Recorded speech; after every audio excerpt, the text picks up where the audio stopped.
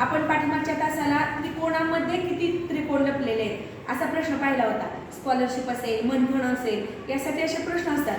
तर मला काहींनी विचारलं की त्रिकोणातले त्रिकोण काढतो तसं चौकोनातले चौकोन कसे काढायचे, तर ते आज आपण पाहूया.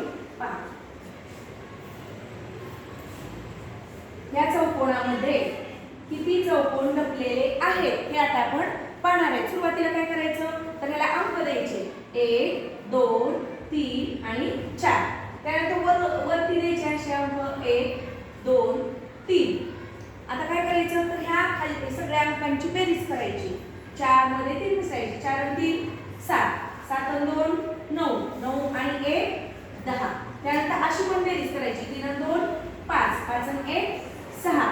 त्यानंतर ह्या आलेल्या दोन्ही अंकांचा गुणाकार करायचा, 10 गुणिले 6, 10 × 60. म्हणजे या चौकोनामध्ये 60 चौकोन लपलेले आहेत.